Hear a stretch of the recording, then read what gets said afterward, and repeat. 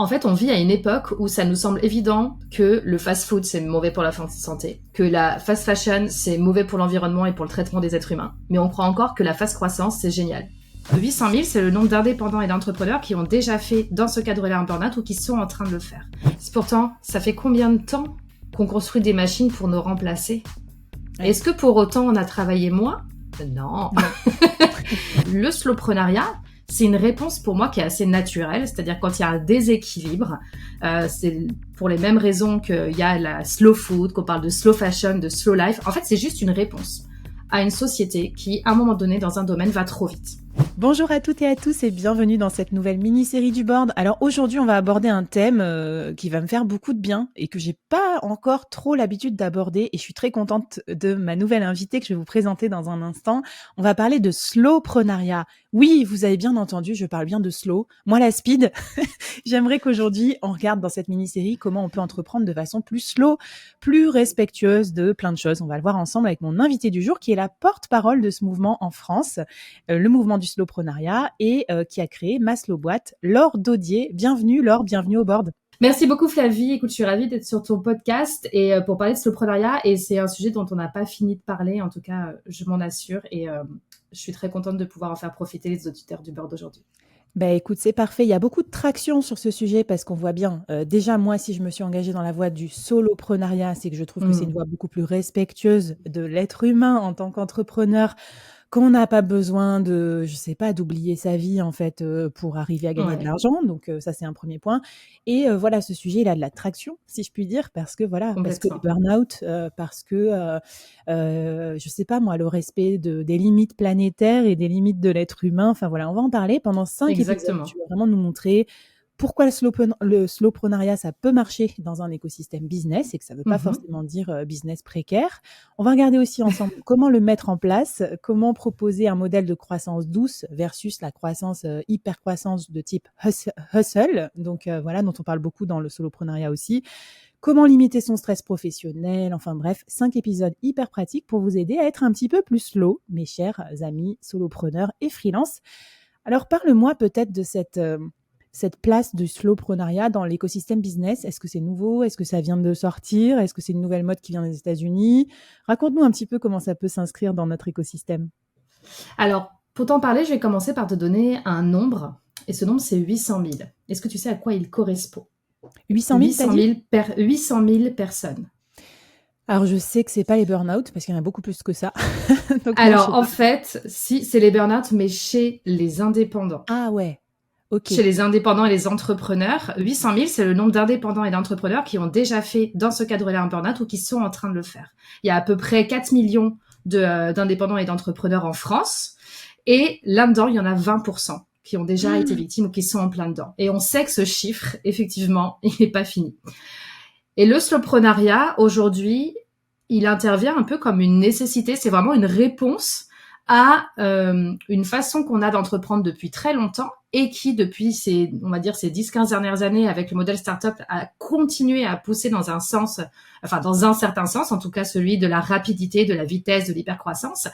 Et ça donne un peu le ton. C'est vrai qu'aujourd'hui, toi, tes auditeurs, c'est plutôt des indépendants, des freelances et des solos.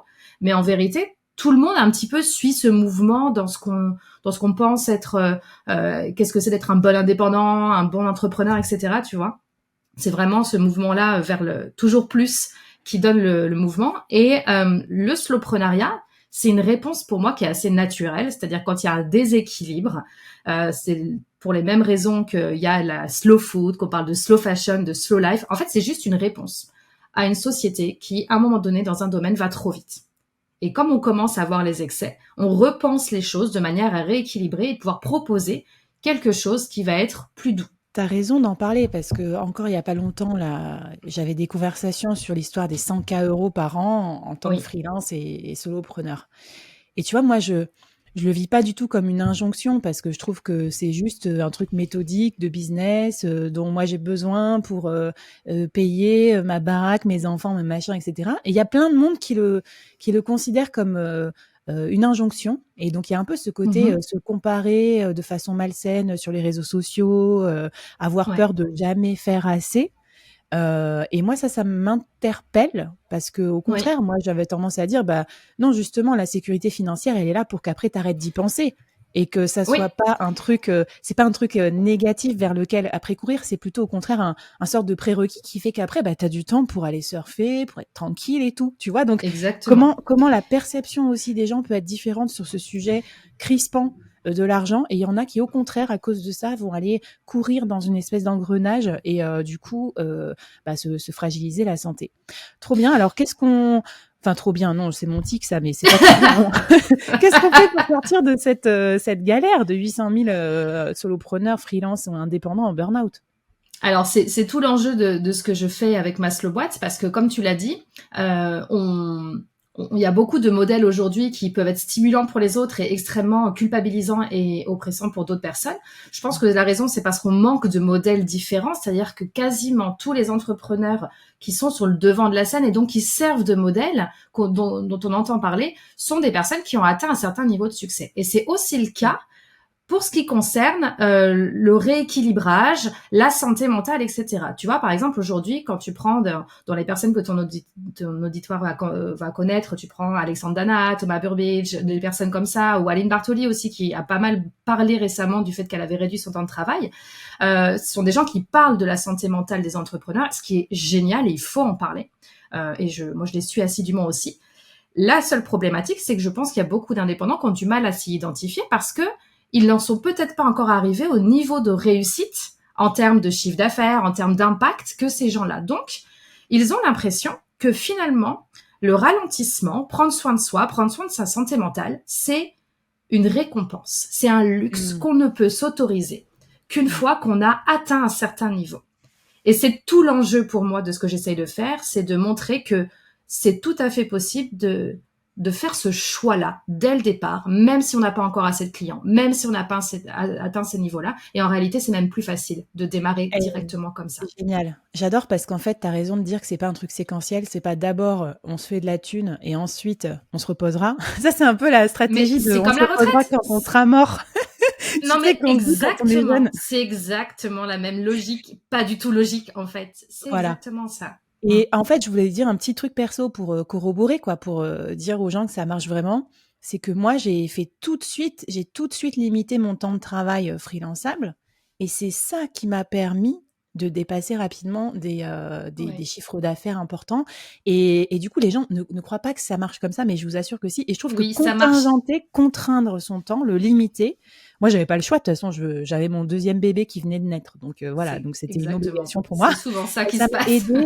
ça m'a aidé en fait à driver derrière des meilleurs résultats financiers. Alors, qu'est-ce qu'on peut faire peut-être comme premier défi, comme première mise en situation pour s'engager tranquillou dans la voie du slow, ou peut-être se convaincre que bah, c'est pas un nice to have cette histoire de slow, c'est un Ouais. truc important pour durer aussi en tant qu'indépendant. Exactement. En fait, ce qui fait qu'on réussit à être dans le slow sans que ça impacte pour autant nos résultats, nos ambitions, tu l'as cité, c'est le fait d'en faire une condition. Ça ne doit pas être un objectif. Un objectif, c'est cool, ça stimule, mais ça se repousse. Alors que quand on en fait une condition, eh bien, on passe tout de suite sur, tu vois, le mode solution. Et c'est pour ça d'ailleurs qu'il y a plein de gens comme toi, et ça a été le cas pour moi, qui se mettent au slowpreneuriat souvent arrivé d'un bébé ou un événement dans la vie qui fait qu'on a une contrainte extérieure quelque part qui fait qu'on n'a pas le choix. Et on y arrive. Mais finalement, tout le monde peut y arriver. Ce qu'il faut comprendre du slowpreneuriat, la différence avec le modèle d'entreprise traditionnelle et la startup, c'est que c'est le seul modèle qui met l'entrepreneur, le freelance, l'indépendant, au centre. D'accord? C'est vraiment cette idée de construire le business autour de soi. Donc ça, je sais que c'est quelque chose qu'on entend beaucoup, mais du coup, concrètement, comment on fait? Mm. La première chose à se demander, c'est justement pas qu'est-ce que je voudrais vivre plus tard, mais aujourd'hui, dès maintenant, ma vie, j'ai envie qu'elle ressemble à quoi? Bien sûr qu'on peut se dire, quand j'aurai un peu plus d'argent, j'aimerais rajouter ça, ça, ça. Mais là, dans l'idéal, avec ce que vous avez autour de vous, c'est quoi le temps que vous voulez disponible pour faire certaines choses? C'est quoi vos objectifs de vie à court terme? Et l'idée, c'est de se dire, bah, dans mon business aujourd'hui, qu'est-ce qui n'est pas cohérent avec ça? Qu'est-ce Mm. qui ne respecte pas mes besoins actuels, ma réalité actuelle? Ça peut être aussi écouter, écouter son corps, parce que je sais que le corps, on le voit un peu comme le grand frère relou, un peu bêta, là, qui nous empêche d'atteindre nos objectifs, mais en fait, c'est le boss final, hein, pour info. Donc, c'est vraiment rechercher, peut-être dresser une liste, c'est le défi que je donne aujourd'hui, 5 choses dans votre business qui ne respectent pas vos besoins et votre réalité. Et le fait d'identifier ça, ça va déjà vous donner une piste sur qu'est-ce qu'il va falloir faire évoluer. Et si jamais vous ne faites pas de compromis là-dessus, qu'est-ce que vous pouvez trouver comme solution? Et c'est déjà une première très bonne piste. Super intéressant. À vos crayons, à vos Notion. Exactement. Je précise aussi que tu nous mets plein de ressources dans la newsletter, donc allez vous abonner, c'est gratuit. Tous les vendredis après la mini-série, je vous envoie tous les bonus, comme ça vous n'avez pas besoin de noter là-dessus. Et toi, tu voulais nous donner une petite ressource pour nous permettre de nous engager dans le slowpreneuriat. Qu'est-ce que c'est ? Alors, c'est un outil que j'utilise moi beaucoup avec mon audience qui permet de comprendre son profil d'entrepreneur sous 4 éléments. Alors, l'idée, c'est pas de se dire je suis tel élément, mais plutôt de regarder la proportion qu'on a dans chacun et d'avoir en fait une cartographie assez claire de son mode de fonctionnement naturel. Et ça va nous éclairer aussi sur tiens, par exemple, les interactions sociales me drainent beaucoup d'énergie et je me rends compte que la manière dont je communique, dont je vends ou même dont je travaille, en fait, je suis tout le temps en face de personnes. Et c'est peut-être pour ça que je suis fatiguée, en fait. Tu vois, c'est vraiment aller faire le lien entre je fonctionne comme ça, mon business aujourd'hui va peut-être à contre-courant par rapport à ce qui est bon pour moi, et ça donne aussi des indicateurs précieux. J'ai hâte de découvrir mon profil et le vôtre. Venez nous raconter dans la communauté du board ou sur les réseaux sociaux, sur le board. Et puis, je te propose qu'on passe à l'épisode 2. On va rentrer dans le dur maintenant qu'on vous a, je pense, convaincu que c'est bon pour vous. Allez, on va aller casser vos habitudes, vos vilaines habitudes de hustle et on va vous entraîner avec nous dans un business model un petit peu plus respectueux de vous et un petit peu plus slow. Ça se passe dans l'épisode 2. Alors, qu'est-ce qu'il faut qu'on casse comme croyance, Laure, comme habitude aussi, comme vilaines, mauvaises habitudes qu'on a en tant qu'indépendant, qui nous mettent dans le dur pour avoir un quotidien un peu plus slow? Alors, je ne sais pas si tu as remarqué, Flavie, mais quand tu entends des interviews d'indépendants et d'entrepreneurs à succès et qu'on leur demande comment ils ont fait, 99% d'entre eux répondent « j'ai travaillé dur ». J'ai travaillé beaucoup. Tu vois, c'est un peu comme si c'était la clé. Et ce n'est pas la clé. Il se trouve juste que comme tout le monde travaille beaucoup et travaille dur quasiment dans l'entrepreneuriat, c'est une sorte de point commun. Et en fait, personne fait forcément attention dans le parcours sur c'est quelles actions spécifiquement. C'est quoi le 80-20 en fait? Tu vois, c'est pas toujours évident à déceler. Et donc, le résultat, c'est que les gens se disent, ok, j'en suis arrivé là. Et quand ils pensent à leur parcours, ils sont là, waouh, c'était chaud. Et donc, il y a cette réponse automatique qui va entretenir ce mythe que la clé de la réussite, la clé du succès, c'est de travailler dur. Et ça, c'est pas lié uniquement à ces interviews qu'on peut entendre, c'est que c'est une croyance qui est là depuis très longtemps dans les esprits, qui est un mix entre l'héritage religieux qui fait partie de notre culture aussi, indépendamment de nos croyances, mais ce qui a fondé notre société, et puis le capitalisme méritocratique qui d'un côté, c'est sympa, il nous dit vous pouvez partir de n'importe où, vous pouvez arriver n'importe où, c'est hyper encourageant, mais ça va aussi avoir ce côté un peu pervers de dire que si tu n'en as pas un peu bavé pour réussir, ta réussite, tu la mérites pas. Alors, c'est ce que j'allais dire. Est-ce que, moi, quand je lis ça, alors peut-être que j'ai déjà un peu de cynisme sur la chose. Je me dis, est-ce qu'ils font pas ça pour se justifier aussi, pour dire oui, j'ai bien travaillé, parce que quelque part on a tous un capital et c'est horrible. Mais bon, social, éducatif, culturel, familial, un capital financier pour certains. Et donc un peu certains entrepreneurs, on sait très bien en plus que c'est pas un monde très méritocratique parce que les femmes peuvent pas lever d'argent, les minorités non plus. Donc est-ce que c'est pas un truc pour se justifier de non, mais si, j'ai beaucoup travaillé parce qu'en fait tout m'a pas été donné avec une petite cuillère en argent dans la bouche. Eh bien en fait c'est ça la méritocratie, c'est exactement ce côté en fait qui est moins sympa dans ces croyances-là, c'est que le côté vraiment cool, c'est l'espoir qu'on peut avoir de se dire en fait peu importe d'où on vient, en travaillant suffisamment fort, je peux y arriver, mais c'est peut-être que l'idée c'est plutôt en travaillant de manière suffisamment maligne, ça peut être une piste aussi, et d'ailleurs il y en a qui se sont sortis de là-dessus juste en étant malins, mais ça va donner ça. Et regarde par exemple tout ce qu'on peut dire des personnes qui ont une certaine réussite et qui, par exemple, l'ont hérité de leurs parents. Tu vois à quel point on peut être mesquin avec ces gens-là, genre « Ah ouais, mais bon, c'est facile pour elle ou c'est facile pour lui. » Tu vois, on a vraiment cette impression que si on n'en a pas bavé, cette réussite, c'est comme si on l'avait volée à quelqu'un. Alors que la Ouais, alors réalité, c'est qu'on ne l'a volé à personne. Parce que l'argent, non, mais c'est c'est pas, vrai. tu vois, c'est pas un système de répartition. Quand tu en gagnes, tu en prends à quelqu'un. Enfin, c'est pas comme ça que ça Ouais, marche. c'est intéressant, tu nous fais réagir sur notre façon dont nous-mêmes on critique en fait les gens qui en bavent pas, quoi. Alors moi j'ai beaucoup Exactement. cette réflexion, avec mon plus un qui est assez travaillomane, donc je vois bien. Et moi, dans mes cadrans de vie, dans mes valeurs de vie, il y a l'idée qu'il faut prendre du plaisir au travail, tu vois. Et ça, déjà, Oui. j'étais en confrontation avec pas mal de personnes dans mon entourage professionnel parce que le côté plaisir, ça plaît pas à tout le monde, tu vois. Il y a plein de monde qui me disait, bah non, pourquoi, comment ça, s'amuser? On n'est pas là pour s'amuser, on est là pour travailler. Exactement. Donc, il y a déjà cette opposition de chapelle qui est marquante. Et je pense aussi avec le salariat, il y a un peu ce petit côté, bah, comme ton temps, il appartient à l'entreprise, bah, faut que tu donnes le max de ton temps, sinon c'est que tu es un Mhm. mauvais salarié. Alors que dans le freelance, on voit qu'au contraire, il faut s'extraire de son temps. Sinon, ben, on a un plafond de verre en pleine face direct. Alors du coup, qu'est-ce qu'il faut qu'on fasse, qu'on détricote concrètement sur notre modèle? Alors déjà, moi, je voudrais donner une petite information que peu de gens connaissent, c'est que toutes ces histoires dont on peut entendre parler de bon stress, mauvais stress, tu sais, ce fameux bon stress qui améliore la performance, toutes ces idées de zone de confort dont il faut un peu sortir pour être plus performant. Donc en fait, toutes les clés et les infos qu'on nous donne pour justifier le fait que bah, c'est tout à fait pragmatique en fait qu'il faille en souffrir pour réussir, puisque c'est prouvé, hein, la science l'a prouvé, il faut un peu de stress pour ça. Ça, c'est juste tout ça. C'est une très mauvaise interprétation d'une étude faite sur des rats et des poulets en 1908. Et cette étude, elle disait quoi? Ouais, je sais, ça fait bizarre. Cette étude, elle disait quoi? En fait, elle testait les réflexes, mais beaucoup plus archaïques. En l'occurrence, tu sais, c'est toutes ces fameuses expériences où on met des rats dans un labyrinthe et puis, bah, en gros, si on les stimule pas, bah, ils restent dans leur coin. Puis si on leur donne des petits coups de jus, ils vont être plus performants pour aller trouver le bout de fromage. Et par contre, si on donne trop de coups de jus, évidemment, ils deviennent moins performants. Et donc, en Hmm. fait, ce qu'ont étudié, c'est Yerkes et Dodson, donc c'est cette fameuse courbe qu'on a peut-être déjà vue, c'est que pour des fonctions de limite de survie, tu vois, pour en tout cas sur des fonctions cognitives physiques, Ouais, effectivement, un peu de stress nous aide à nous mettre en mouvement, parce que le stress, il sert à ça. ok, Donc, aujourd'hui, effectivement, tu te fais courser par un lion, Flavie, ton stress va t'aider à courir plus vite, tu vois. clairement. Et la confusion qu'on fait, c'est qu'on pense que ça, c'est transposable chez l'humain à toutes les fonctions cognitives complexes qui sont celles qu'on utilise quand on travaille. Alors que là, c'est l'inverse. Et là, Oui, les parce que études qui j'allais ont dire, été faites, c'est pas ça du tout. autant face au lion, je vois bien, autant s'il y a un client qui me stresse pour pondre l'idée géniale qui va changer son business, je suis pas sûre que d'être pressé, poussé aux fesses comme ça, en mode avec des deadlines et tout, ça va faire mûrir mon idée plus vite, quoi.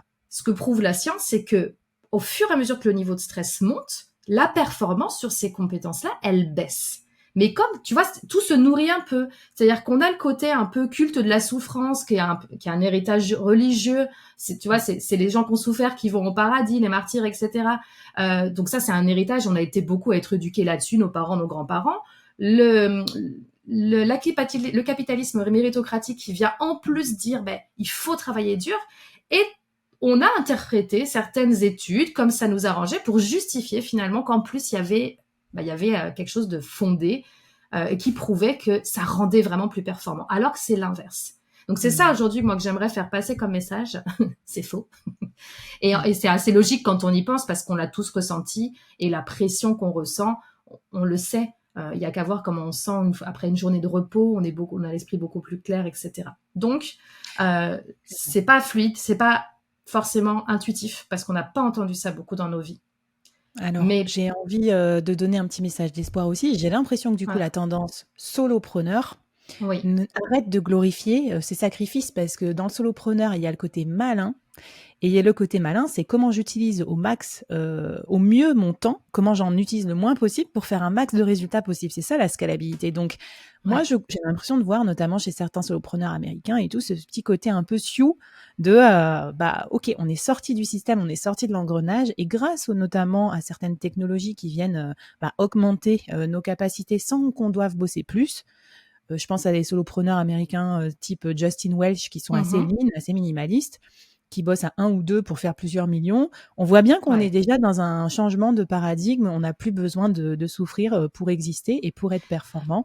Bien que, je suis d'accord avec toi, on en parlera tout à l'heure, il y a encore la notion de performance. Donc, c'est peut-être là que tu Exactement. mettras un peu ton Bah, veto. en fait, c'est... Non, mais tu as raison, hein. Et effectivement, c'est très bien que ces personnes-là expliquent en plus comment elles font. la limite de ça, et c'est là où individuellement, il faut peut-être qu'on redescende un peu, c'est que, encore une fois, les exemples qu'on a sont des gens qui sont arrivés très loin et qui ont atteint, tu vois, des millions, alors que on n'a pas tous envie, forcément, tout de suite d'atteindre des millions. Et ces exemples-là qui sont dans l'hypercroissance malgré tout, il y a quand même toujours une certaine pression de se dire, mais en fait, je ne serai pas un vrai et un bon solopreneur tant que j'ai pas fait minimum tant de chiffre d'affaires. On va en parler tout à l'heure dans le 3e épisode, Ouais. puisqu'on va faire un match entre 2 formats de croissance. Et puis, ce que je te propose là, c'est qu'on termine avec un petit défi ou une petite ressource. Voilà, pour qu'on arrive à peut-être sortir de nos sales habitudes qui sont méritocratiques et qui nous font pas du bien. Tout à fait. Alors, ça va être un vrai défi parce que ça va être à contre-courant par rapport à ce qu'on entend, mais l'idée, ça va être finalement de trouver ce qu'il y a dans votre zone de confort pour pouvoir capitaliser dessus. Donc, vous demandez quelles sont les tâches qui sont tellement simples et plaisantes à faire pour vous que vous avez même des scrupules à vous faire payer pour ça. D'accord ? Tu vois, en fait, c'est ça l'idée. Et je sais que c'est un sacré défi. Et dans les questions qu'on peut se poser, et moi, celle que je me suis posée quand je suis partie en quête de ça, je me suis demandé, par exemple, qu'est-ce qu'on dit de moi, les qualités et les défauts. Et comment je peux tourner ces défauts à mon avantage. Tu vois, par exemple, moi, je suis bavarde. Aujourd'hui, je me suis tellement entraînée à parler que c'est ce qui m'aide à faire des prises de parole, par exemple. Tu vois, c'est vraiment rechercher qu'est-ce qui est tellement simple pour moi, comment je pourrais le mettre au service de mon business. Qu'est-ce que j'ai du mal à faire payer parce que ça me semble tellement simple, j'ai tendance même à le proposer gratuitement. Qu'est-ce qui est facile pour moi, et je me rends compte que pour les autres ça l'est pas, et ça me semble bizarre parce que c'est tellement simple pour moi que limite je comprends pas que voilà, tout ça identifie les talents, et les talents ils sont dans notre zone de confort. Et l'idée c'est de comment on est malin en fait, justement. Être malin, il n'y a pas une seule façon de l'être. C'est comment donc moi arrêtez de sortir de notre zone de confort et de faire n'importe quoi, rester dedans. Et déjà, c'est très drôle parce que j'ai enregistré un épisode freelance d'élite avec Caroline qui me disait la même chose. Elle me disait, moi, dès que ça sort de mon scope, dès que je sais pas faire, je dis je sais pas faire, je serai pas la bonne personne pour vous. Et du coup, c'est la marque aussi des freelances d'élite qui savent bien faire la distinction. Et puis pour rebondir, moi je faisais des trucs pénibles en mission client, genre prospecter et tout.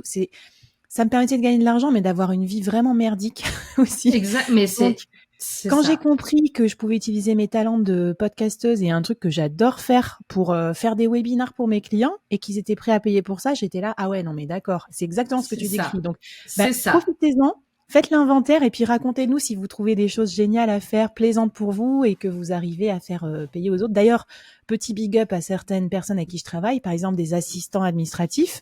Leur talent, c'est me classer mes factures, mes impôts, mes trucs, et j'ai envie de les remercier tous les jours que ça soit leur zone de génie et que moi je sois nulle dans ça. C'est clair. Je les paye bien volontiers pour qu'ils s'en occupent. Et ils doivent pas comprendre pourquoi, mais pourtant c'est simple. Mais en fait, c'est exactement ça. C'est quoi qui vous paraît mais pourquoi tout le monde mais pourtant c'est hyper simple. Et souvent c'est pour ça qu'on a du mal à se faire payer. Donc oui, ça demande de déconstruire, tu vois, l'idée qu'il faut forcément souffrir pour réussir et faire ce switch petit à petit et commencer à kiffer de se faire payer pour ce qui est facile pour nous. Eh ben, je te propose qu'on termine avec cette magnifique phrase maxime qu'on va s'imprimer sur nos bureaux de freelance et qu'on passe au 3e épisode où on va comparer 2 modèles de croissance, la croissance douce versus l'hypercroissance. C'est le match et ça se passe dans le 3e épisode. Alors Laure, tu me disais, on va faire un match pour voir si c'est possible d'avoir une croissance slow, une croissance douce versus l'hypercroissance, et si on peut, grâce à ça, convaincre les esprits héroïstes comme le mien, les esprits orientés sur la conquête, qui ont peut-être été biberonnés par des solopreneurs qui veulent faire des millions. Alors c'est parti, je t'écoute. Quelle est la différence entre les 2 modèles et comment on peut bien gagner aussi dans un modèle de croissance douce ? Alors, en fait, on vit à une époque où ça nous semble évident que le fast-food, c'est mauvais pour la santé, que la fast fashion, c'est mauvais pour l'environnement et pour le traitement des êtres humains. Mais on croit encore que la fast croissance, c'est génial. Tu vois. C'est-à-dire que tout le monde est là, c'est le but absolu et c'est vraiment un rite de passage limite. Alors que, franchement, c'est très surcoté parce que ça génère bien plus de dégâts que ce qu'on nous montre. On pense, un peu comme avant d'avoir des enfants, que ça va être que du bonheur, tu vois. Genre, mais c'est génial, c'est une réussite absolue. T'as réussi à passer, à faire en 1 ou 2 ans une croissance hyper rapide. Et ça, effectivement, on le retrouve autant du côté des startups que chez les indépendants. Et c'est de plus en plus la tendance, justement, parce que comme on est sur des modèles scalables, il y a ce potentiel exponentiel. Donc, on recherche ça. La réalité, c'est que ce n'est pas que du bonheur. On ne s'y prépare pas. Et que pire encore, quand on se rend compte qu'on le vit mal, on a honte de le dire. Tu vois, ça fait pas vrai entrepreneur de se plaindre de son succès. Il y a un truc, on se dit, mais attends, tu vois, j'ai une chance et tout, mais je peux pas dire que c'est dur, c'est pas logique. Donc, c'est en plus des personnes qui vont garder ça un peu pour eux. Et ce qu'il faut comprendre, et c'est là pour moi tout l'intérêt de la croissance douce, c'est que le cerveau humain, le changement pour lui, c'est dur. C'est pas pour rien, tu vois, que les gagnants du loto, ils ont un suivi psychologique obligatoire. Parce que quand on gagne d'un seul coup beaucoup d'argent, même si on se le reverse pas dans sa poche tout de suite, même si c'est pour son entreprise, mais il y a un changement très rapide. Et en fait, le cerveau, lui, l'analyse de est-ce que c'est un changement cool ou un changement pénible, il la fait pas tant que ça. Tout ce qu'il voit, c'est waouh, faut s'adapter. Et le problème de l'hypercroissance, c'est que c'est pas compatible, surtout sans préparation, et je pense que c'est ça en fait l'enjeu, c'est pas très compatible avec les capacités d'adaptation du corps humain. Et donc, ce que moi je trouve assez, j'allais dire amusant, en fait c'est pas drôle, mais ce que j'observe en tout cas un peu, tu sais, un peu mesquine, genre, c'est que un peu comme le truc de la retraite, tu vois, il y a le côté ouais, je vais bourriner, comme ça je vais faire l'hypercroissance et comme ça je vais gagner plein d'argent et je vais pouvoir profiter d'une belle vie. Ça c'est la vision de l'hypercroissance. Toujours l'après, quoi, genre jamais le moment toujours présent. Après, tu vois, ça sera la récompense, exactement. Et comme ça après je pourrais faire ça. Alors que la croissance... Pardon, je te coupe, mais c'est valable pour les choses positives comme négatives. C'est comme quand on mange une 4e raclette alors qu'on sait très bien qu'on voudrait commencer son régime. Tu vois, on sait que ça va pas marcher demain mieux qu'aujourd'hui. Tu vois, faudrait se calmer maintenant. Exactement. Et en fait, la croissance douce, alors on parle de croissance douce parce qu'aujourd'hui on est arrivé à des objectifs de croissance qui sont tellement rapides qu'on est obligé de, tu vois, de prendre de l'autre côté. Mais en fait, c'est une croissance qui est juste organique. Et l'avantage, et c'est ce qu'on fait dans le soloprenariat, je rassure tout le monde, on aime l'argent et on fait de la croissance. Contrairement à ce qu'on pourrait croire. Mais l'idée, c'est plus de se dire, bah en fait, moi, ma meilleure vie, j'ai envie de la vivre maintenant. Donc, avec ce que je gagne aujourd'hui, avec ce que j'ai dans mon environnement, comment je peux avoir ce que je disais, tu vois, dans le premier épisode, c'est quoi le meilleur de ce que je peux vivre aujourd'hui. Et ça va me mettre dans les bonnes conditions aussi pour avoir de la clarté d'esprit et prendre les meilleures décisions stratégiques pour mon business. Si je suis allée regarder quels sont mes talents, je les exploite, ça me demande moins d'efforts, ça me prend moins de temps et je vais croître. Et puis peut-être qu'il y a une année, et moi c'est ce que j'ai fait dans mon parcours, j'ai pas été en croissance tous les ans. J'alterne un peu, tu vois, année de croissance et année où j'augmente ma rentabilité, c'est-à-dire je baisse mon temps de travail. Je baisse mes efforts et je gagne la même chose. Et puis après, je repars en croissance. Ça m'inspire plein de trucs, ce que tu dis. Déjà, moi, je corrobore. En fait, je vois plein de solopreneurs, ceux qui sont successful, notamment qu'on voit sur LinkedIn. Et en fait, on comprend vraiment en filigrane qu'ils sont soit tous cramés, soit ils sont devenus managers, ils ont créé des boîtes et d'un coup, ils sont 15, 20, 25, 35. Et oui. Et alors moi, je pense que mon passé me protège un peu de ça parce que je me suis tout de suite dit, oh là là, moi je veux pas me retrouver à manager parce que je suis pas devenue solopreneur pour ça, parce que ça n'a rien à voir ton quotidien aussi entre créer des trucs, des petits podcasts dans ton coin ou manager 15 personnes toutes les semaines. Il faut bien comprendre que être manager, c'est un job à temps plein. Et du coup, je vois plusieurs personnes un peu dans la désillusion de ça. Et même si c'est des freelances, enfin, il y a quand même une partie de management. Donc, ouais, j'ai envie de dire aussi, pensez aussi au fait que la croissance, ça fait changer la nature de vos activités ou, tout à fait. Tu vois, au-delà de la pression que ça implique. Oui. En fait, c'est ça. Et là, tu vois, moi, je vais faire un petit partage d'expérience parce que j'ai vécu sur ces derniers mois. Alors, c'est pas une croissance en termes de chiffre d'affaires, mais en termes de notoriété et de visibilité. Mais pour expliquer en fait ce qui s'est passé dans ma tête. Ce qui s'est passé, c'est que en fin d'année, j'ai fait une conférence que j'ai montée en petit extrait vidéo, que j'ai posté sur les réseaux sociaux, qui a extrêmement bien marché. Donc déjà, tu vois, par exemple, mon compte Instagram a explosé. Et là, tout de suite, c'est beaucoup de commentaires, beaucoup de vues, beaucoup de messages. Et ça, en fait, c'est cool, tu sais, il y a un petit côté, waouh, c'est génial. Et en même temps, bah, ça fait du travail en plus, par-dessus le travail qui était déjà prévu. Donc, c'est de la réorganisation. Et puis, suite à ça, il y a une journaliste de mon cowork qui a vu l'extrait de ma conférence et qui a voulu m'interviewer. Elle travaille pour Décideur Magazine, c'est génial. J'ai dit OK. Et en fait, je m'attendais même pas spécialement à ce que ça ait plus d'écho que ça, parce que le lectorat de Décideur Magazine, d'habitude, c'est plutôt des gens qui sont entrepreneurs traditionnels ou start-up, si tu veux. Donc, je me disais, ils vont trouver ça mignon. Et en réalité, ça a cartonné.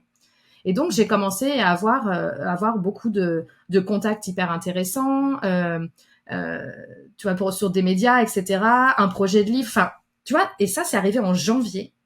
le mois où moi j'étais en préparation d'une promotion de mon offre phare.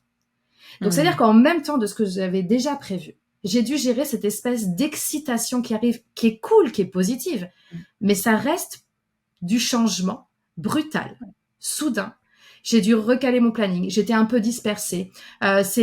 Comment j'arrive à choisir. Est-ce que je prends cette opportunité? Est-ce que j'ai vraiment le temps, etc. Il y a Je une vois bien. atteinte qui est un peu plus haute. Non, mais tu vois ce truc-là. Et en fait, et c'est pour ça que moi je me dis non mais en fait faut se préparer à ça. Et il y en a beaucoup qui voient tellement tu vois le truc de oh là là l'hypercroissance, que ça soit encore une fois sur du chiffre d'affaires ou sur de la notoriété ou voilà, bien sûr qu'on aime ça. Il y a un côté très cool, mais il faut avoir conscience en fait que le cerveau lui il est là alerte alerte alerte. Donc ça demande à savoir prendre du recul et c'est des choses à réfléchir. Donc moi je suis pro croissance quand c'est au service de l'humain. Mais moi, je suis très fière aujourd'hui de me dire, je fais 50 000 euros de chiffre d'affaires hors taxe par an, mais par contre, je vis bien. J'ai du temps pour moi, j'ai du temps pour mes enfants. Je travaille 4 jours par semaine. J'ai un revenu qui correspond. Tu vois, je fais de plus en plus de choses parce qu'il augmente quand même. Donc, avant, c'était de quoi payer mes factures, mon quotidien, etc. Là, je commence à pouvoir partir en vacances, partir en week-end avec mon mec. Mon niveau de vie, il augmente d'année en année. Et pourtant, je gagne que, entre guillemets, je fais que 50 000 euros de chiffre d'affaires par an. Mais Non, mais par c'est contre, je super prends la plus d'avoir grosse des... part aussi. Ouais, non, mais c'est hyper intéressant. Et toi, quand on s'est rencontrés, tu m'avais tout de suite parlé de ton calcul de rentabilité horaire. Et je Oui. trouvais ça intéressant de Ouais. l'avoir. Et ça, très peu de freelance le considèrent parce que c'est comme s'ils comptaient pas leur temps comme de la charge. Alors Mais que je c'est suis ça. désolée, les gars, quand vous bossez pendant 8 heures pour un client, ça vous coûte. Ça vous coûte un peu Exactement. de matière grise, de Mais temps et c'est tout ça. ça. Donc, Et d'ailleurs, dans le slowpreneuriat, tu vois, une autre différence avec les autres modèles, c'est que la rentabilité, c'est pour ça que je dis on aime l'argent. En fait, on veut de la rentabilité, mais dès le premier euro. Et c'est pas que financière. C'est-à-dire que moi, quelque chose qui m'a pas pris beaucoup de temps, qui m'a rapporté beaucoup d'argent, mais qui me demande des efforts et qui me pompe de l'énergie, pour moi, c'est pas rentable. Et c'est quelque oui, chose que je suis en train de vivre aujourd'hui avec une partie de mon activité où je donne des cours. C'est un peu ouais. mon passé, tu vois. Ça me rapporte de l'argent, c'est plutôt rentable, tu sais, au sens premier du terme. Mais en vrai, aujourd'hui, je préférerais plus l'avoir parce que ça me coûte trop en termes Je d'énergie. pense que c'est un peu la limite de certains modèles où en fait, il faudrait voir un truc en 3D. Il n'y a pas qu'une matrice Ouais, avec le temps et l'argent, il y a aussi l'intérêt et le kiff. Moi, je parle beaucoup de ces zones de exactement. kiff aussi et je pense que Ouais, quand je travaille les 4 piliers, notamment, je dis aux gens que j'accompagne même dans les bootcamps, tu vois, ouais, c'est bien de vendre son temps cher et facilement, mais est-ce que vous le vendez sur le truc que vous kiffez? Parce que sinon, bah, autant exactement. changer, pivoter et changer de niche. Alors le temps file, et même si on est slow, on a un timing. Donc, je vais faire ma maître du temps. Est-ce que tu veux finir par un petit défi avant qu'on regarde concrètement Ouais. aussi comment limiter le stress dans nos vies professionnelles? Et ça va plaire à tout le monde. Alors, tout simplement se demander si vos envies de forte croissance, est-ce qu'elles sont liées à un réel souhait par rapport à vos objectifs de vie, par exemple, ou les objectifs pour votre business. Et donc, dans ce cas, vous vous demandez qu'est-ce que vous allez mettre en place pour encaisser le choc le jour où ça arrive, ou est-ce que c'est pas juste une envie de se conformer aux attentes des autres et de ressembler à certains modèles. Ça, c'est une question qu'il faut vraiment se poser pour soi parce que, en fait, en vrai, tout le monde s'en fout de votre vie. Vous faites vraiment ce que vous voulez. Et c'est ça qui... Mais Trop bien. Tu finis chaque épisode par des bonnes punchlines qu'on va se faire des petits tatous éphémères comme ça pour, pour s'en rappeler dans les moments un peu durs. Écoute, super. Ce que je te propose, c'est qu'on regarde du coup l'avant-dernier épisode. Comment baisser notre dose de stress dans notre quotidien professionnel, surtout en tant qu'indépendant, ça peut être vraiment les montagnes russes. C'est super chaud à gérer pour notre mental d'indépendant. Donc, on y va. C'est parti pour le 4e épisode. Alors, comment limiter notre stress et du coup avoir un quotidien un peu plus slow? Dans le cadre du slowpreneuriat que tu développes, tu as des stratégies comme ça pour diminuer le stress parce qu'on a vu qu'il n'y avait pas vraiment de bon ou de mauvais stress, quoi, qu'il fallait juste qu'on descende il y a un du petit coup stress. dans notre C'est soupape de ça. stress. Qu'est-ce que tu as à nous proposer, Laure, dans ta petite mallette de slowpreneur? Alors, moi, je pense que tout ce qui est classique dans la gestion du stress, la méditation, le journaling, le sport, la respiration, ce sont des bons outils pour évacuer l'excès de stress, mais ils sont largement insuffisants parce qu'aujourd'hui, globalement, on en a trop. Donc, ce dont on a besoin, c'est de limiter ce stress à la source. Tu vois, c'est pas juste enlever ce qui déborde, c'est faire en sorte que ça n'arrive pas là. Et ce sont des bons outils, mais en fait, quand la coupe déborde, c'est déjà trop tard. C'est un Et peu donc, le côté rustine, exactement. alors que t'as pas bouché Ben, le trou, quoi. et puis surtout, quand tu as beaucoup de stress, du coup, il faut beaucoup de moments pour l'évacuer. Mais quand tu as beaucoup de stress, parce que tu n'as déjà pas de temps pour toi, c'est un peu le cercle vicieux. Donc, tu mets des rustines, mais en fait, des rustines qui sont largement insuffisantes. Donc, l'idée, et c'est ce qu'on fait dans le slowpreneuriat, c'est de se dire, OK, comment je peux réduire ce stress le plus possible à la source? Dans la vie, il y a du stress. Dans la société dans laquelle on vit aujourd'hui, il y a beaucoup de stress et beaucoup plus qu'avant. C'est ce qui explique aussi, tu vois, au-delà des changements sur la vision du travail, que les générations d'avant, ils sont là, mais pourquoi vous faites autant de burn-out? Bah, parce qu'en fait, on n'évolue pas dans la même société que vous, en fait, à l'époque, et on est beaucoup plus sollicité, beaucoup plus stressé. Et en plus de ça, quand on est indépendant, bah, on nous a tellement collé l'idée que le stress, encore une fois, tu vois, c'est presque le rite de passage. Si t'es pas débordé, c'est qu'il y a un problème. On nous dit dès le départ qu'on va en baver. Donc, à partir du moment où tu y crois, bah, tu fais tout pour ça. Ce qui fait que le stress n'est même pas vu négativement quand on est à son compte. Donc, forcément, ça peut pas aller. Parce que le stress, par contre, il a les mêmes effets pour tout le monde. C'est qu'au bout d'un moment, il t'épuise. Ça, c'est une réalité. Et tu deviens moins performant et donc tu y arrives moins. Alors, qu'est-ce qu'on peut faire concrètement? Alors, Je suis concrètement, freelance solopreneur. Qu'est-ce que je fais pour changer des trucs, quoi, pour être moins stressée? ce qui va nous générer moins de stress, c'est de travailler de la manière la plus confortable possible. Donc, la moins énergivore. C'est vraiment l'idée de construire son business autour de soi et de ses réalités. Tu vois, de se demander, par exemple, tu sais, cette légende de on peut pas choisir ses clients au départ. Bah, désolé, mais si. Par contre, il faut bien les viser. Pourquoi est-ce qu'on dit qu'on peut pas choisir ses clients au départ? Parce que la plupart des indépendants et des freelances, ils commencent avec un positionnement trop large, trop vaste, et donc ils attirent quelques clients, pas les bons, et donc bah forcément ils se retrouvent, tu vois, à se dire, bah j'ai pas le choix, il faut bien que je bouffe. C'est pas le client idéal, mais bah c'est celui qui veut bien de moi tout de suite. Alors que l'idée, et moi c'est quelque chose sur lequel je suis beaucoup bossé mes clients, c'est vraiment l'idée de la co-construction avec la cible, et dès le départ. C'est-à-dire que la première chose pour moi que doit faire quelqu'un qui se lance, tu vois, ou quelqu'un qui veut transiter vers le slowpreneuriat, c'est je vais aller parler avec des gens avec qui j'ai envie de travailler. Juste parler, c'est quoi leur problématique, tu vois? En fait, j'aime bien ce que tu dis parce que souvent ce qui bloque, j'ai l'impression, c'est genre: «Qu'est-ce que je fais?» genre le quoi, tu sais, l'idée, les Mhm. missions, l'idée de boîte et tout, donc j'ai pas d'idée, machin. Alors que j'ai l'impression que c'est plus facile de se dire avec qui j'ai envie de bosser, c'est moins large comme Exactement. possibilité, tu Bah en vois? fait, c'est ça. Tout l'enjeu, c'est de se dire avec qui j'ai envie de bosser. Bon, je sais moi ce que j'ai dans ma musette de compétences, ce que j'ai envie de faire. Je vais aller échanger avec ces gens-là. Et l'idée, c'est pas de se dire je vais m'adapter à leurs besoins. Ça, ça c'est l'entreprise traditionnelle ou même start-up. C'est quoi le point de jonction entre les besoins de ces personnes-là? C'est quoi déjà leurs points communs, tu vois, leurs problématiques communes ou leurs résultats communs qu'elles veulent atteindre. Enfin, ça dépend, tu vois, un peu comment on cible. Et c'est quoi le point de jonction entre leurs besoins et moi, ce que j'ai envie de faire? Et tu vois, toutes les matrices genre business model Canva, c'est très bien, mais elles oublient juste ce qu'on a envie de faire. Alors que Moi, c'est j'ai ça qui fait essayé. qu'on tient sur la durée. Je me suis dit, tiens, est-ce que le business model Canva, ça irait pour les freelances? Parce que tu sais que je construis l'incubateur solopreneur, donc je m'inspire aussi des méthodes des incubateurs de start-up Ouais. pour les appliquer aux indépendants. Bah, spoiler alert, ça marche pas du tout parce qu'en fait, Eh ben non, il le manque des freelance bouts. apparaît à aucun endroit. Il n'existe pas. La Il personne n'existe pas. est annihilée par ce business. En gros, c'est Et que un oui. business, c'est pas les gens. Mais c'est exactement ça. En fait, une entreprise, ça peut passer parce que souvent, c'est pas le fondateur qui va faire l'opérationnel, puisqu'il va se construire de manière à avoir une équipe. Mais le Mm. solopreneur, il fait tout. Et le business model Canva, c'est celui qui est utilisé partout. Aujourd'hui, un freelance, il se lance, il va à Pôle emploi, à la CCI, parce que bon, nous, notre organisme, c'est l'URSSAF et il propose pas autant de parcours, etc. Donc, on va sur ceux qui existent, mais ils sont faits pour les entreprises, ils sont pas faits pour les freelances. Donc, C'est clair. forcément, on est là, ah, ok, donc faut s'adapter aux clients. Ouais, sauf que c'est nous qui faisons l'opérationnel. Et Donc, t'as c'est as raison. vraiment, Donc, tu du vois, coup, c'est... tu utilises beaucoup le champ lexical de l'énergie, quoi, comme Mais ouais, l'énergie renouvelable, etc. Tu as dit énergivore, ça me parle parce ouais, que en fait, la suradaptation permanente, c'est hyper fatigant, tu vois? c'est Moi, je me hyper disais, fatigant. dans ma vie, il y avait ce côté fatigant de, par exemple, parler à tous mes potes salariés, de, tu vois, essayer de m'adapter à eux, de leur faire comprendre mon truc et tout, alors qu'on est un peu sur 2 planètes différentes. Bah, pareil avec les clients, je pense qu'il faut bien choisir pour pas, du coup, se retrouver dans cette Oui, suradaptation permanente. mais c'est plus facile de choisir en commençant en se disant je vais aller interroger certaines personnes, comprendre leurs problématiques. Et en plus, souvent, c'est là qu'on trouve ses premiers clients. Parce Mmh. que, en fait, on a récolté leurs besoins sur une discussion comme ça. Ils ont tout dit. Puis un jour, on dit, ben voilà, tu m'as dit ça. Ben écoute, je propose ça. Tu vois, tu fais comme une découverte, mais t'as rien à vendre au départ. Et même si t'es déjà lancé, mais tu veux restructurer ton business, c'est aller discuter avec des gens, trouver ce point de jonction.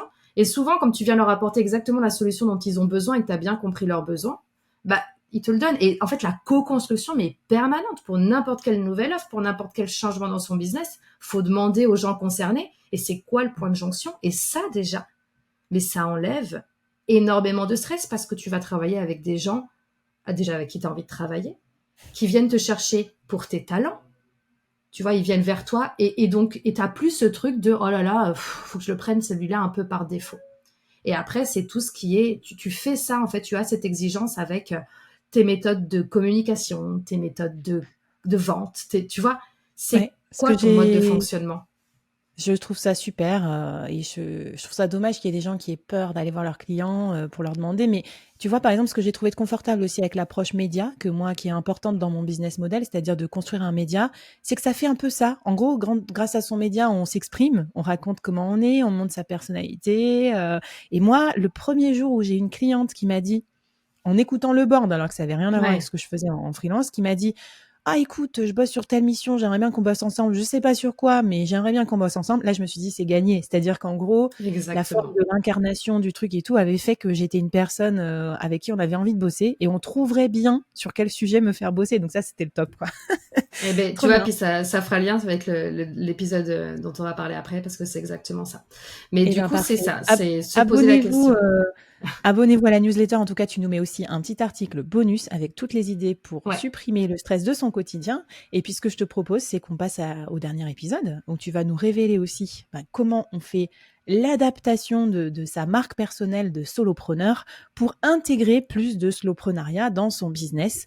Eh bien, c'est parti pour tes derniers conseils, Laure, sur le soloprenariat, épisode 5. Alors, tu me disais, ce qui est cool, c'est, d'intégrer Slowpreneuriat à sa façon d'entreprendre en solo. Mhm. Comment on le fait percevoir ça aux clients et est-ce que c'est pas aussi un peu jugé négativement? Parce que je pense que la crainte qu'ont les Hmm. freelances, c'est: «Oh putain, si je dis que je suis slowpreneur, on va me prendre pour un branlos et donc les clients vont Ouais. pas vouloir bosser avec moi». C'est ça. En fait, je pense qu'il y a vraiment encore cette image du ralentissement comme quelque chose qui est pas très entrepreneuriat friendly et je pense que enfin, en tout cas, je m'attache à ce que ça change et finalement, ça va devenir, vous allez voir, ça va devenir super sexy. En attendant, je pense que tous ceux qui nous écoutent auront déjà entendu ce paradoxe, tu sais, quand tu te lances, où on te dit, la même personne souvent te dit, écoute, pour démarrer, tu vas pas réinventer la roue, hein, parce que si tes concurrents ont jamais fait ton idée là, soit c'est qu'ils ont essayé et que ça n'a pas marché, soit que c'était visionnaire et il y a peu de chances que tu sois visionnaire. Donc, regarde ce qui a déjà été fait, tu vois, impose-toi dessus. Et la même personne va te dire, par contre, tu vas falloir sortir du lot. Et donc, tu vois, on démarre sur cette espèce de paradoxe tout pourri là, où tu es là, mais attends. Donc, en gros, il faut que je fasse comme les autres, il faut que je ressemble aux autres. Et en même temps, il faut que je ressemble pas aux autres.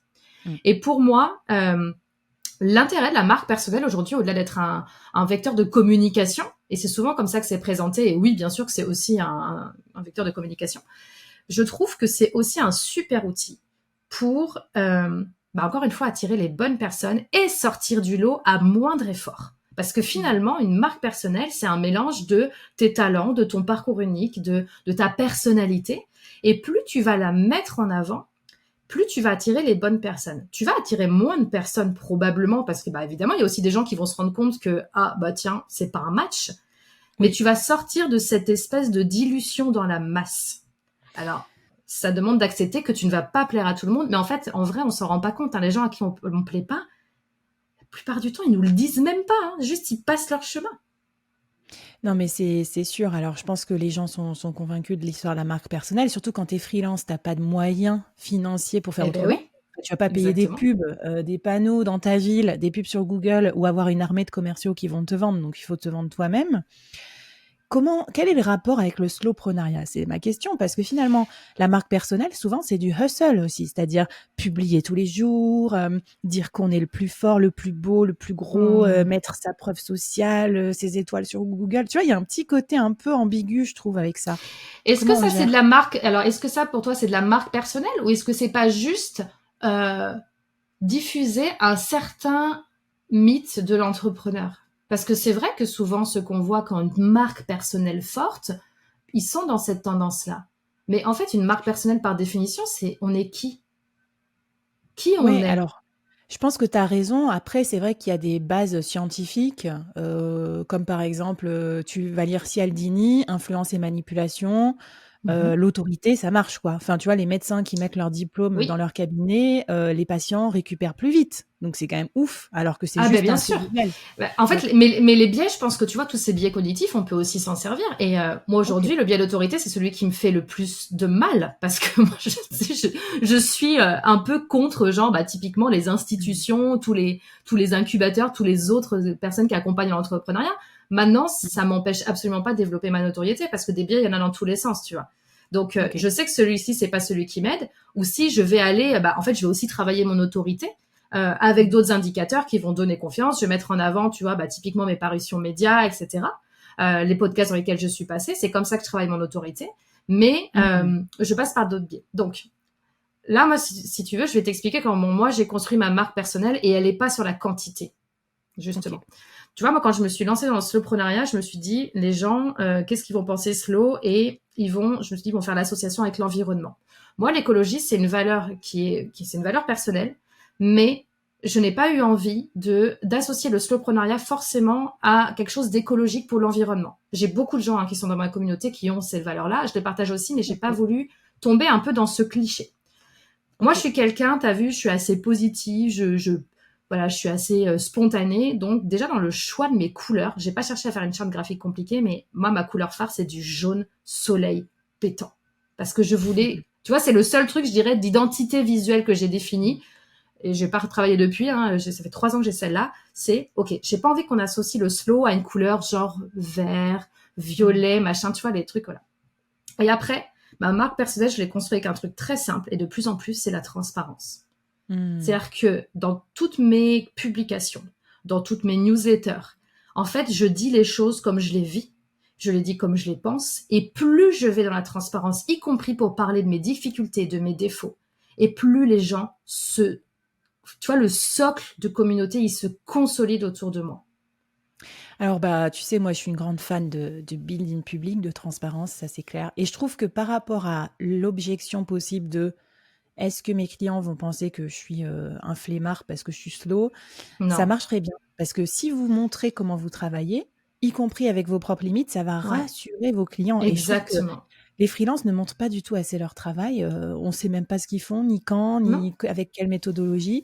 Et ça renforcerait l'autorité, justement, d'être Exactement. clair sur ses limites. Et puis c'est une question de comment, tu vois, moi c'est une problématique que rencontre beaucoup de mes clientes, ça, le jour où elles sont dans cette transition de slow, notamment pour celles qui sont déjà lancées, donc ont déjà des clients, et c'est une vraie crainte. Qu'est-ce que vont penser mes clients? Bon, déjà, les clients sont pas obligés de tout savoir.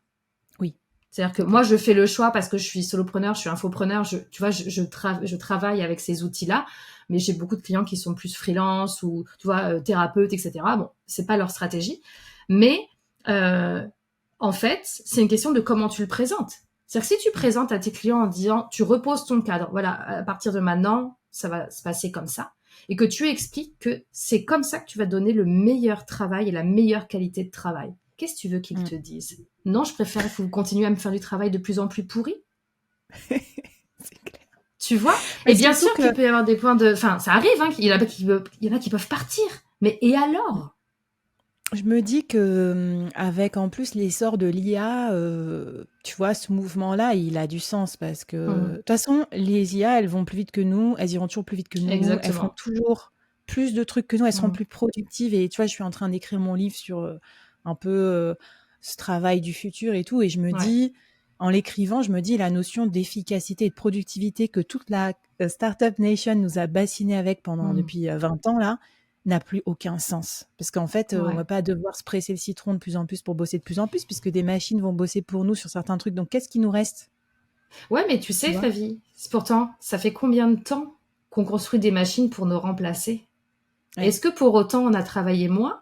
Non. Non. Non. Et ce serait bien qu'on tienne les leçons, qu'on prenne les leçons du passé en se disant, faut qu'on arrête de croire. En fait, c'est pas les machines qui vont résoudre le truc, c'est nous. C'est-à-dire que c'est à partir du moment où nous, on va décider de, ok, maintenant les machines, elles vont faire les tâches les plus pénibles, et nous, on Mmh. va prendre la part de kiff. Tu vois?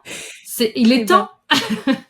C'est ça, on va revendiquer notre part de kiff. J'aime beaucoup. Écoute, le temps file et du coup, j'étais ravie de t'avoir avec nous, que tu nous racontes tout ça. De toute façon, tu as plein de choses à faire découvrir, donc allez-y, écoutez le podcast de Laure, allez la suivre sur les réseaux sociaux. Tu nous mets une conférence aussi que tu as faite qui est Ouais. extra, que je vous mets dans la newsletter. Est-ce que tu veux qu'on se quitte avec un dernier message, défi, message aussi aux Ouais. solopreneurs qui nous écoutent? Mais ça peut être un petit défi, un dernier petit défi que je vous lance, c'est de faire le tour de vos contenus de communication pour voir s'ils mettent en avant vos talents et votre personnalité. Est-ce que vous le mettez quelque part d'une manière ou d'une autre? Et si vous ne le mettez pas, il y a de fortes chances que vous attiriez pas les bonnes personnes. Donc, osez le mettre un petit peu plus. Personne ne va vous prendre pour quelqu'un de prétentieux. Ils vont juste voir que vous correspondez à ce dont ils ont besoin. Hyper bien. Donc, se sortir aussi du carcan de faire comme tout le monde et puis oser de Exactement. mettre des petits signaux un petit peu plus distinctifs dans sa communication. En partant de soi, Super en partant de soi. rafraîchissant. Super rafraîchissant cette conversation avec toi. Alors, j'espère que ça vous a plu. Et puis, ben voilà, ça nous montre aussi que c'est tout à fait possible de scaler, de se développer, d'être heureux et rentable, tout en étant plus slow et en faisant de la part aussi dès maintenant pour des loisirs et une vie cool. Complètement, c'est ça, sans attendre d'avoir atteint 1 million de chiffre d'affaires, loin de là. Franchement, les gars, c'est horrible, hein, mais j'ai envie de vous dire, il n'y a pas de ligne d'arrivée. Mais c'est ça. Mais c'est ça. Arrêtez de la chercher, elle n'existe pas. En fait, elle est là, quoi. On a envie de faire d'autres trucs. Même dans ma carrière corporate, c'était le cas. C'était toujours avoir telle promotion. Après, ça va être génial. Ben non, c'est pas génial. Après, tu continues. Non, après, il y a d'autres trucs qui arrivent. Non. Voilà. On a toujours des nouveaux objectifs, donc. Trop bien. Écoute, merci beaucoup. Et puis à toutes et à tous, je vous souhaite une bonne route sur la voie du slowpreneuriat et on se retrouve très bientôt dans les prochaines mini-séries du board. Ciao, bye bye. Salut.